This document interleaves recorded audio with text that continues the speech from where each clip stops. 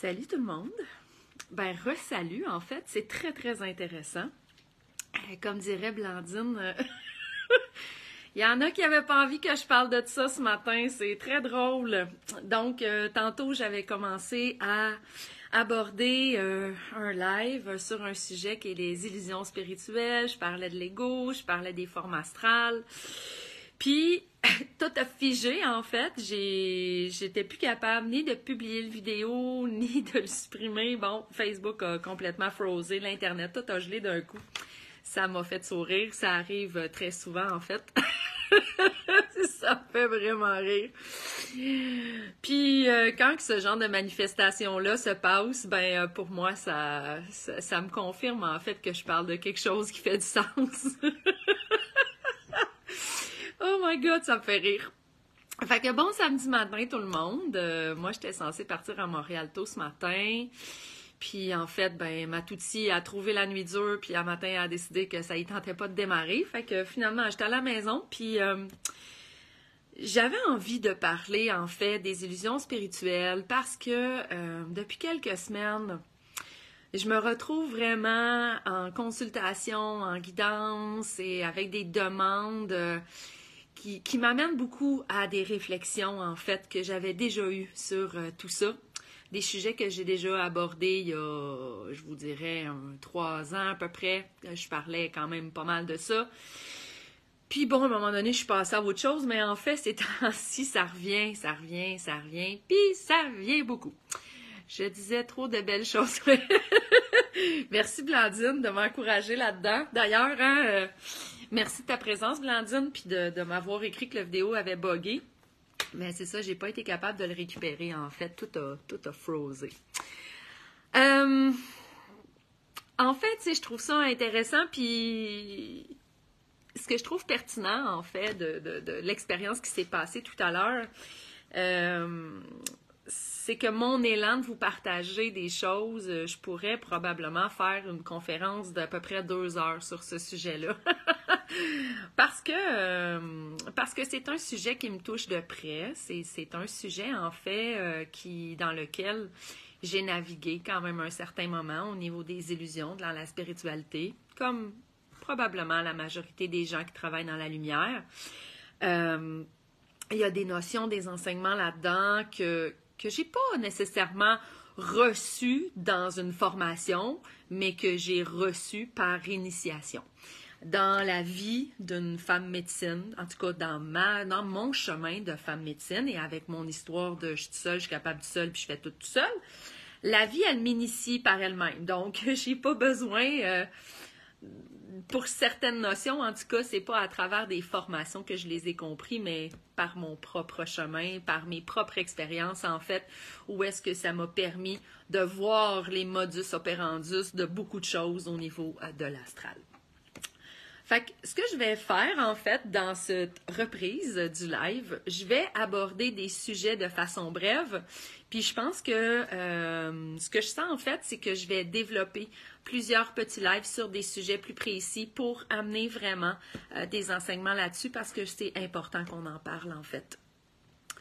Les illusions spirituelles, pour moi, sont à la base... c'est sûr que c'est des croyances, hein, puis des illusions. C'est quelque chose qu'on croit vrai, mais qui, dans le fond, derrière ça, se cache autre chose. Puis, pour ma part à moi, mon expérience dans l'illusion spirituelle, c'est vraiment parti de mon incapacité à entrer pleinement dans la matière, dans cette vie-ci.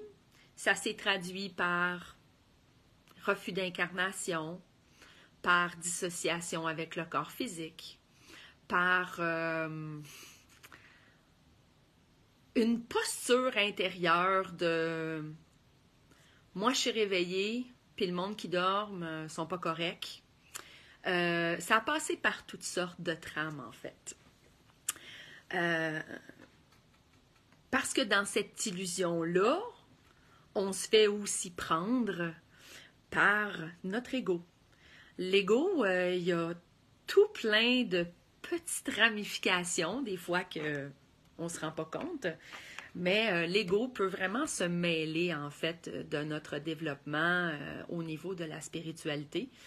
Puis, tu sais, pour moi, toute la notion du travail sur soi, tout ça, tu sais, je vois plus les choses de la même façon. Pour moi, tu sais, je suis pas dans le développement, mais je suis plus dans la croissance, dans me dévoiler moi-même à qui je suis, hein, d'enlever des couches et des couches et des croyances et des limites et des conditionnements, en fait, qui me permettent de me dévoiler dans toute mon entièreté.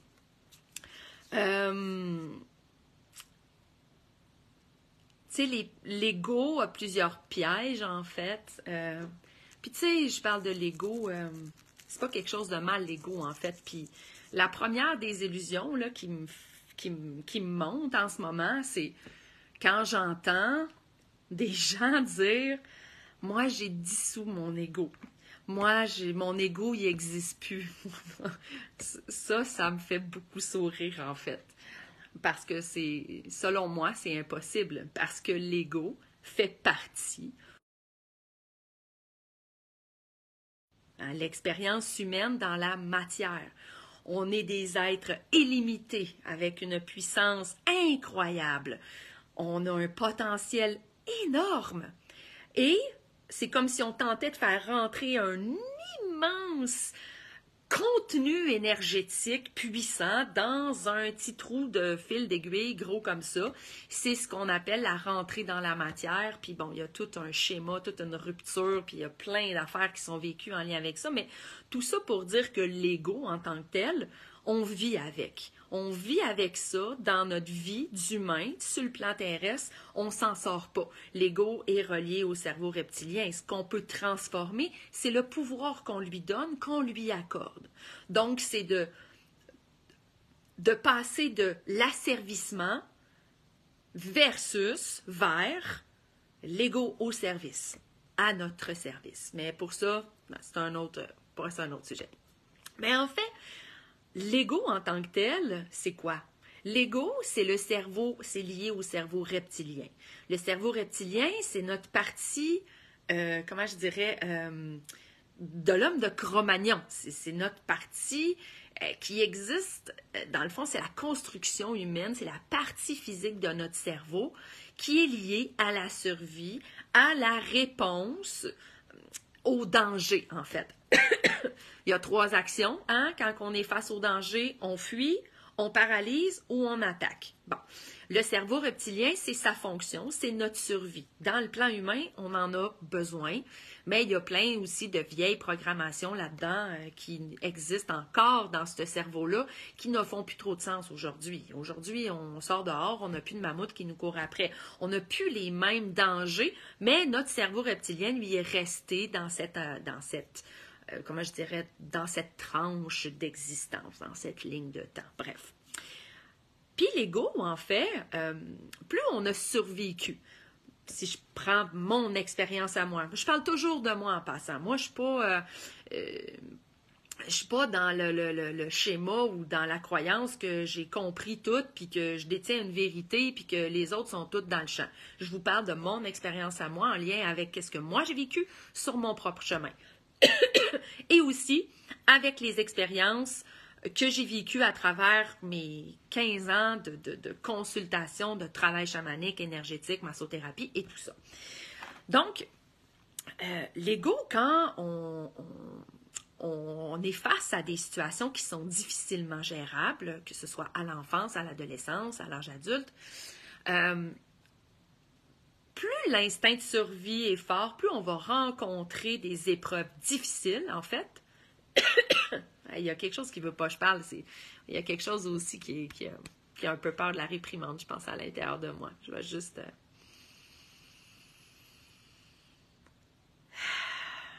OK. Tout va bien, Chantal. Hein, il y a des parties de moi, des fois, qui se sentent pas en sécurité quand je parle de ça. Donc, voilà. La survie, plus on a eu des moments, des expériences extrêmement difficiles, percutantes, violentes, abusives, toxiques, notre cerveau reptilien, c'est lui, en fait, qui nous permet de traverser ces choses-là. Puis, il y a toutes sortes de réflexes quand on vit des choses comme ça. La première, c'est la dissociation corporelle. Ça veut dire que c'est comme si on se sépare de notre corps, on sort en partie de notre corps physique, puis là, ben, on n'est plus pleinement dans notre corps de matière, puis ça crée un espace libre, et c'est là qu'il va y avoir des formes astralisées qui vont venir, elles, prendre la place que nous, on n'occupe pas, OK? Donc, les pièges de l'ego, tu sais, quand on rentre dans ce domaine-là, dans l'illusion de la spiritualité, quand on tombe là-dedans, c'est qu'il y a des parties de nous qui pensent qu'ils ont tout compris. Il y a des parties de nous qui pensent que, bon, là, comment je dirais, on a un objectif, tu sais, d'atteindre la 4D, la 5D, la 12-13, de nommer ça comme vous voulez, en fait. Puis il y a aussi comme ce refus d'humanité, pas envie de vivre les émotions qui sont plus tough, la tristesse, le désespoir, la colère, l'envie de mourir, la perte de sens, la perte comment je dirais, la perte du goût de vivre. Puis tout ça, en fait, ce sont des façons d'éviter notre humanité. C'est pas évident de vivre notre humanité. Puis dans la spiritualité, dans un courant qui est quand même assez présent, on nous fait croire que quand on est évolué spirituellement, ben là, on vit plus de colère, on vit plus de jalousie, on n'est plus déclenché, on n'est plus activé, on doit toujours être dans la joie, dans l'amour, dans la gratitude, puis hey, un instant, wow, minute, ça marche pas de même. On est ici pour vivre une expérience humaine. Toutes ces expériences-là liées à nos émotions, à la souffrance, à la douleur, à la limitation d'un corps de matière, ça fait partie de l'expérience qu'on est venu vivre ici. Fait que quand on tombe dans le piège de vouloir être ailleurs que dans cette expérience-là, ben, l'ego est là-dedans. En fait, on est dans la résistance. On est incapable d'accepter et d'accueillir tout ce qui est maintenant, tout ce qui est là. Et on se projette, on se lance dans une quête qui peut jamais finir si on ne prend pas conscience qu'on est là-dedans, de vouloir être ailleurs que où est-ce qu'on est maintenant. Vivre notre humanité, ça veut premièrement dire d'être présent à son corps, d'être ancré dans la terre, d'être enraciné. Hein, on a cette tendance à vouloir retourner, à vouloir s'élever, à vouloir monter en vibration. Je dis pas que c'est pas bon, c'est ça, oui, le but. Mais en fait, si tu montes en vibration, puis que tu te connectes avec tout ce qui est en haut, puis qu'il n'y a rien qui te retient ici, sur Terre, que tu n'as pas d'ancrage, que tu n'as pas d'enracinement, que tu n'habites pas ton corps, que tu es complètement dissocié de ton corps physique, ben moi, je te le promets que tu vas t'en manger plein la gueule. On s'en mange tout plein la gueule. Moi, je m'en suis mangé plein la gueule. Puis ça dont je vous parle aujourd'hui, c'est parce que je l'ai vécu. Je l'ai expérimenté, puis je l'ai fessé le mur. Plus d'une fois. Puis c'est pas mal, c'est pas bien. C'est ni rien de ça. Ça fait partie de l'expérience. Mais ce qui est beau, c'est que quand on prend conscience de ces schémas-là, on peut mieux s'observer et se ramener, en fait, en présence avec ce qui est là. Il y a beaucoup, beaucoup d'informations qui veulent comme se transmettre, mais je ne pourrais pas comme tout dire tout ça. Fait qu'en fait, c'est ça. On tombe dans un mode d'évitement. Puis cet évitement-là, ben, fait que plus on l'évite, plus la charge qui s'accumule dans ce qu'on évite va grandir, puis plus ça va devenir difficile de le rencontrer, en fait. Puis on se dissocie, tu sais. Puis quand on est dans la résistance, hein, quand on est incapable d'accueillir et d'accepter les choses telles qu'elles sont, on est dans la résistance. La résistance, ça engendre quoi? Ça engendre de la souffrance. Fait qu'on a déjà de la souffrance qui est là, hein, qu'on a de la misère à rencontrer parce qu'on ne sait pas comment, on a l'impression que ça va nous avaler tout rond puis qu'on s'en sortira pas, ou que c'est trop dur, ou qu'on se sent tout seul, ou qu'on manque de... Ça, on pourra élaborer aussi très longuement là-dessus, mais en fait, on amplifie l'état de souffrance intérieure en étant dans la résistance. Fait qu'on se retrouve en fait à être comme dans une recherche de la lumière, de tout ce qui est beau, de l'amour, de la joie, de tout ça, sans passer et transiter, rencontrer, faire face et rencontrer nos parties d'ombre. Comme si on bypassait ça, puis qu'on a cette croyance et cette illusion que en allant, en se projetant dans quelque chose de plus élevé, de plus céleste, en travaillant pas notre ancrage, en travaillant pas notre enracinement, en travaillant pas notre présence dans notre corps, notre capacité à accueillir nos émotions et tout ce qui fait partie de notre humanité, on va se retrouver, en fait, avec des expériences psychiques percutantes, comme des attaques psychiques, des possessions d'entités, des fausses montées de Kundalini qui vont nous complètement nous brûler de l'intérieur et on va se retrouver avec des enjeux physiques, psychiques, émotifs, grave, en fait. Puis il y a des gens qui se remettent pas de ça. Parce que ce qu'il faut comprendre, c'est que quand on n'est pas enraciné, qu'on n'est pas groundé, qu'on n'est pas ancré, qu'on n'est pas dans notre verticalité, qu'on n'a pas de racines qui nous lient à notre mère, la Terre, qui nous garde ici, tout l'espace qu'on n'habite pas va être pris en possession, si je peux le dire comme ça, ou va être habité, va être occupé, si je peux le dire comme ça, par des forces amérantes, entités malveillantes, des peuples venus d'ailleurs qui ne sont pas nécessairement là pour notre service. Et là, on va se retrouver avec du parasitage, des symptômes importants de difficultés de sommeil, concentration, brouillard, perte de sens, perte d'orientation, perte de motivation, perte de goût de vivre, noirceur, dépression, fatigue intense. Puis la liste, là, on pourrait en rajouter parce qu'il peut y avoir des symptômes physiques avec ça, il peut y avoir des symptômes psychologiques, il peut y avoir des symptômes psychiques et on peut vraiment se retrouver dans des états d'être qui sont difficiles à vivre et qui sont longs à rétablir. Cette quête qu'on a de toucher à des dimensions plus élevées que la 3e dimension, c'est correct en fait, mais il faut comprendre que c'est intérieurement que ça se vit. C'est pas quelque chose qui se vit hors de nous. C'est à l'intérieur, en fait, que ces dimensions-là sont accessibles. Et elles sont accessibles en élevant notre taux vibratoire. Puis, élever notre taux vibratoire, c'est sûr que, bon, l'alcool abaisse le taux vibratoire, les émotions lourdes ont un impact sur notre taux vibratoire. Mais si, comment je dirais, si on tombe dans le piège de se dissocier de ce corps de matière et des sensations qu'on vit dans ce corps de matière, et c'est clair qu'il va y avoir une rupture dans notre corps énergétique. C'est comme si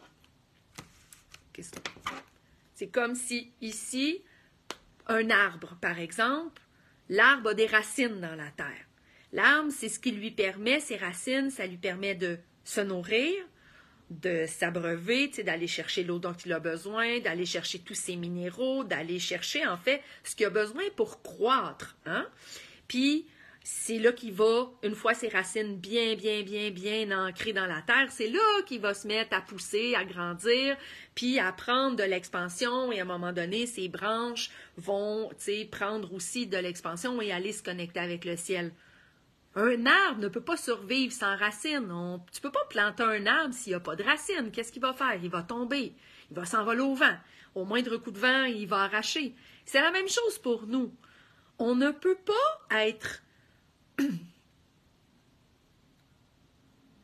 On ne peut pas croître, on ne peut pas évoluer et s'expandre et s'émanciper si on n'a pas de racines, en fait. C'est comme essayer de construire une maison, pas de fondation. Ta maison, elle va faire quoi si tu la construis sur des bâtons de popsicle ou des cure-dents? Ça ne va pas tenir, en fait. C'est la même chose. Pour pouvoir supporter toute cette magie, toute comment je dirais, ce potentiel infini d'énergie, ça prend quelque chose pour soutenir ça. Puis ça, c'est l'enracinement et c'est l'ancrage. On s'en sort pas de ça. Puis moi, là, depuis que je pratique, j'ai eu des expériences qui m'ont permis de comprendre ça, parce que j'ai pas appris ça en formation. Quand j'ai fait ma formation en chamanisme, on n'abordait pas ces sujets-là. On n'expliquait pas les règles du jeu dans l'astral. Je connaissais pas comment ça se jouait. Je ne connaissais pas les règles du jeu. Fait que c'est comme si moi, je décide, je m'en vais voir une game de football, je regarde ça, ça a l'air le fun, j'ai le goût d'aller jouer, je connais pas les règles, je m'habille dans mon plus simple appareil, là, avec mon chandail, mes pantalons, mes running, je m'en vais sur un court de football, puis que je m'immisce dans la game, il est possible que je me fasse ramasser sur un méchant temps. Parce que je connais pas les règles, je sais pas comment il faut agir, puis je me retrouve un peu comme un cheveu ça la soupe, puis c'est sûr que je vais pas aimer l'expérience, en fait, parce que je vais me retrouver dans une posture où je peux me mettre en danger physiquement parce que je connais pas comment que ça se joue, cette affaire-là. C'est la même chose dans l'énergie. Fait qu'avant d'ouvrir, puis comment je dirais, de mettre en place des techniques pour canaliser, aller connecter avec d'autres plans, avec ci, avec ça. Commencez par vous enraciner. Il faut commencer par s'habiter pleinement dans notre corps de matière. Parce que si vous jouez à ça, et que vous n'êtes pas grandé, vous allez vivre des expériences que vous n'allez peut-être pas triper, en fait. Puis ces illusions-là, elles amènent aussi toutes sortes de choix, de comportements, de ventes, Moi, je vois des programmes passer des fois sur Internet, je suis scotchée, en fait, de voir ce qu'on peut nous vendre dans cette quête, justement, de trouver un sens, à plein d'affaires, mais la base, elle n'est pas enseignée. Fait que, cette illusion du monde, de calinours, de bisounours, de licorne, comme vous voulez, en fait, que tout est beau, tout est lumière, puis qu'on n'a plus de division, puis qu'on rencontre plus d'émotions lourdes et tout ça. C'est de la bullshit, gang. Sérieux, c'est de la bullshit. Puis si vous entendez ça, puis ça vous déclenche, ben c'est correct. Je vous accueille là-dedans, puis je vous entends, parce que moi aussi, ça m'a longtemps déclenché. Aujourd'hui, je comprends pourquoi. Parce que mon ego, lui, il se pensait avoir tout compris, puis il pensait être rendu ailleurs, puis il pensait être au-dessus de ça, puis lui, il se pensait éveillé, puis il jugeait les gens qui étaient encore endormis. Fait qu'il y avait une notion intérieure de « je suis supérieur à quelque chose d'autre ». Puis il y en a qui sont inférieurs à moi parce qu'ils ne sont pas sur le chemin, parce qu'ils ont décidé de ne pas s'ouvrir à ces affaires-là. Le plan divin est le plan divin. Chaque personne sur Terre a fait un choix de s'incarner à sa façon, avec les expériences qu'il a besoin de vivre. On n'a pas à juger du monde qu'on peut dire endormi ou réveillé. Il n'y a pas rien de mal ou de bien. Ça ne nous rend pas supérieurs ou inférieurs. On est toutes dans une expérience qu'est le plan terrestre, puis que je vous cacherai pas que moi, intérieurement, là, dans mon savoir que je porte dans mon âme, je crois, à mon sens, que c'est le plan le plus difficile à s'incarner. Je pense pas qu'il y ait un plan d'incarnation plus tough que celui de sa terre. Ça prend du guts pour vivre l'expérience humaine. Encore plus en conscience. Parce que quand on est conscient, on peut plus mettre la responsabilité de ce qu'on a choisi sur autre chose que nous-mêmes. On a créé ce qu'on a vécu. Moi, tout ce que j'ai vécu, les abus, les viols, les dysfonctions dans ma famille, les événements que je me suis retrouvée, les ruptures, les trahisons, tout ça fait partie de ce que je suis venue expérimenter et j'ai choisi, et je continue, je vais le dire de même, de choisir d'en prendre la responsabilité. Même si des fois, il y a des parties que j'aimerais donc ça, que ne pas en être responsable et m'en laver les mains et continuer de me sentir victime de ça ou sentir que j'ai pas eu le choix ou qu'on m'a imposé ça. Bon, est-ce que je mérite d'avoir vécu tout ça? Peut-être pas. Peut-être que oui, puis peut-être que ça n'a aucune importance. Mais c'est clair qu'il y a encore des parties de mon existence avec lesquelles j'ai plus de misère à faire la paix puis de dire « OK, j'accepte que ça a été de même puis que c'est comme ça puis que je peux pas rien y changer. » Parce que moi, pendant tellement longtemps, j'ai essayé de me détricoter pour me tricoter autrement puis en 2022, j'ai compris que je pouvais pas arriver à ça. Fait que tout ça pour dire, en fait, que les illusions, il y en a partout. Tu sais, on parle beaucoup de l'illusion, de la matrice, de tout ça. Ben, on a aussi cette tendance à s'illusionner par rapport à la spiritualité et penser qu'une fois qu'on est rentré dans cette sphère-là, qu'on est rendu au-dessus de quelque chose, puis qu'on est rendu ailleurs. Sur ce, c'est ça. Je pense que je vais m'arrêter là. Puis, tu sais, quand on commence à vouloir se connecter avec plus grand que soi, ben oui, il y a de l'ancrage, il y a de l'enracinement, il y a aussi tous les processus de rencontre, d'accueil et d'acceptation de tous nos shadows, toutes nos ombres, nos blessures, les affaires qu'on aime moins de nous, les affaires qu'on a faites de pas jolies, que ce soit dans cette incarnation-ci ou dans d'autres. Quand on commence à vouloir s'élever de cette façon-là, si on n'a pas fait de shadow work, ça va nous rattraper, ça c'est clair. Et je termine en disant que tout ce qui est lumière pure et divine, c'est pas violent, ça fait pas mal. Et c'est pas vrai que ça fracasse une personne au point où ça la déconstruit. Moi, je ne crois pas à ça. Ça, pour moi, c'est de la fausse lumière. Puis, c'est ça. Fait que, c'était mon petit partage de ce matin. Là, faut que je mette fin au live parce que là, ça va couper mon téléphone, il n'y a plus de batterie. Sur ce, je vous souhaite un beau samedi. Puis, je vais revenir sur plein de choses dont j'ai parlé aujourd'hui, sur plein de petits lives parce que je pense que c'est intéressant puis c'est pertinent de parler de ça. Parce que c'est important de sortir de cette illusion-là puis de se ramener en présence avec tout ce qui est là. De mieux vivre notre humanité. Parce que je pense que c'est ça le chemin ici. C'est pour ça qu'on est là, pour apprendre à être divin en étant humain. Là-dessus, bonne journée, gang. Habillez-vous chaudement. Bisous, à bientôt.